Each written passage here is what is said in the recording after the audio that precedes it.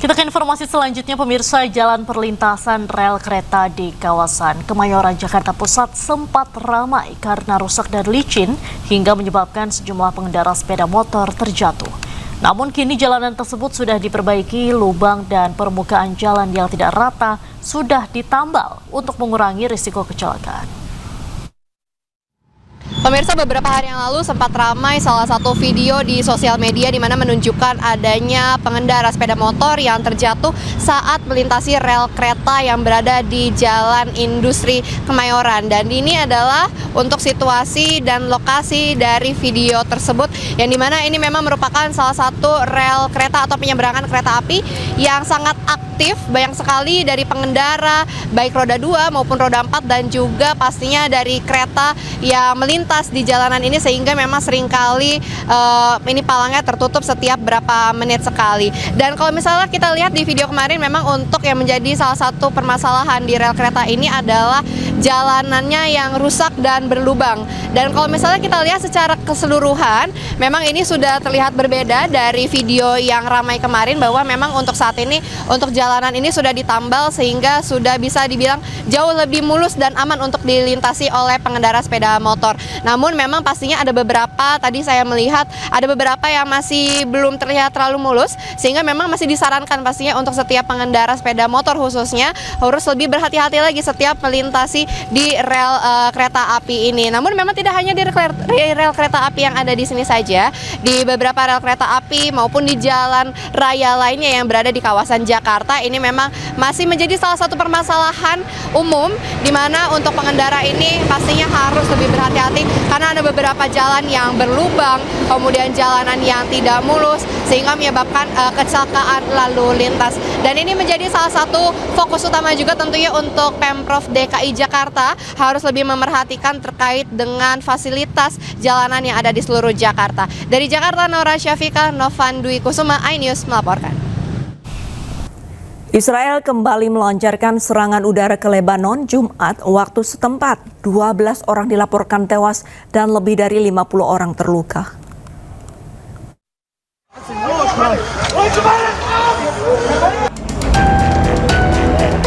Israel melancarkan serangan udara mematikan di beberapa wilayah Lebanon pada Jumat waktu setempat. Serangan Israel menyasar dua titik utama, yakni area pegunungan Lembah Beka di wilayah timur dan kamp pengungsi Palestina Ain al-Hilweh di selatan Lebanon. Akibat rentetan serangan tersebut, sedikitnya 12 orang tewas dan lebih dari 50 orang lainnya terluka hingga dilarikan ke berbagai rumah sakit. Gempuran terparah terjadi di Lembah Beka, Lebanon Timur yang menewaskan 10 orang. Pihak militer Israel berdalih bahwa serangan tersebut menargetkan pusat-pusat komando milik Hizbullah.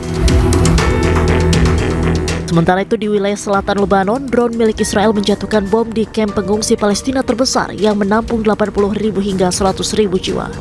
2 orang tewas dan 3 lainnya luka berat akibat serangan tersebut. Militer Israel mengklaim serangan itu menargetkan pusat komando Hamas.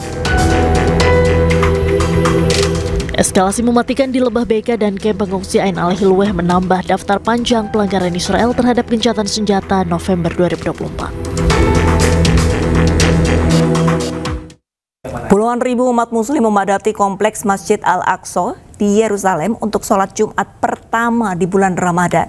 Meski demikian, Israel sangat membatasi akses warga Palestina untuk masuk ke kompleks Masjid Al-Aqsa.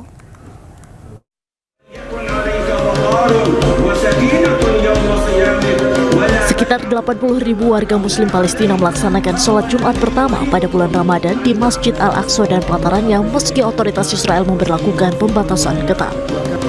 Nampak pengamanan dan pengetatan pembatasan diberlakukan di pintu-pintu masuk kota Yerusalem oleh otoritas Israel, terutama di pos pemeriksaan Galandia di utara Yerusalem.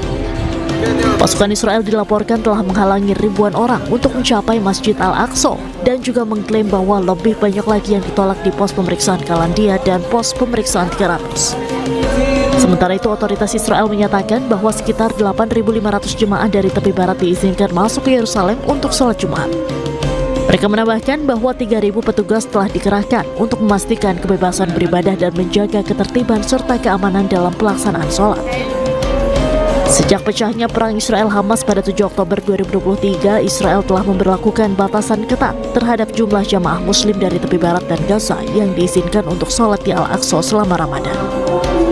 Tahun lalu, masuk ke wilayah tersebut dikenakan pembatasan yang diberlakukan oleh pasukan Israel, dengan hanya pria berusia 55 tahun ke atas, wanita berusia 50 tahun ke atas, dan anak-anak di bawah usia 13 tahun yang ditemani oleh kerabat yang diizinkan untuk masuk ke Masjid Al-Aqsa.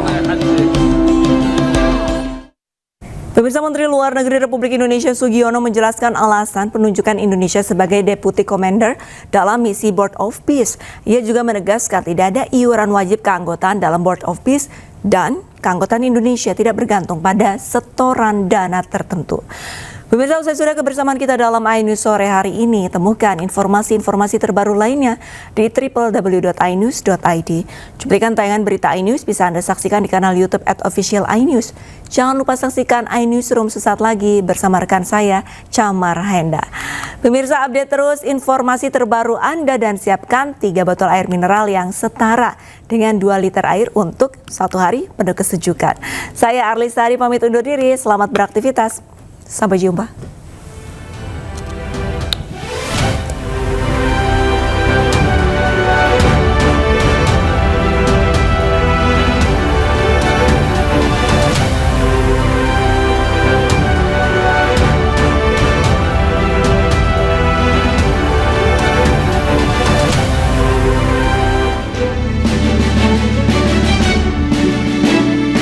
Dalam penunjukan Indonesia sebagai Deputy Commander di Board of Peace, Menlu Sugiono mengatakan partisipasi Indonesia dalam ISF atau Pasukan Perdamaian Gaza tidak berkaitan dengan pengakuan hubungan diplomatik dengan pihak manapun.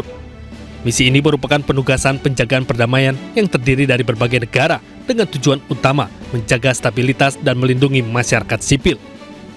Indonesia juga telah menyampaikan caveat nasional atau batasan dan aturan khusus dalam pelaksanaan mandat Pasukan Perdamaian Gaza. Di antaranya tidak melakukan operasi militer, tidak terlibat dalam peluncuran senjata, serta tidak melakukan demilitarisasi. Peran pasukan Indonesia difokuskan pada penjagaan masyarakat sipil di kedua belah pihak, serta keterlibatan dalam upaya kemanusiaan. Ada 3 Deputy Commander, salah satunya adalah Deputy Commander bidang operasi, dan karena pasukan Indonesia juga merupakan yang terbanyak di sana, maka Deputy Commander operasi ini juga merupakan sesuatu yang penghormatan dan penghargaan lah terhadap track record Indonesia, kemudian reputasi prajurit-prajurit Indonesia di berbagai medan penjagaan perdamaian. Dan saya kira kedudukan ini juga akan bisa memfasilitasi apa yang menjadi tujuan dan niatan kita mengirimkan pasukan di ISF. Sementara itu, Menlu Sugiono juga menegaskan bahwa tidak ada iuran wajib keanggotaan dalam Board of Peace. Keanggotaan Indonesia tidak bergantung pada setoran dana tertentu.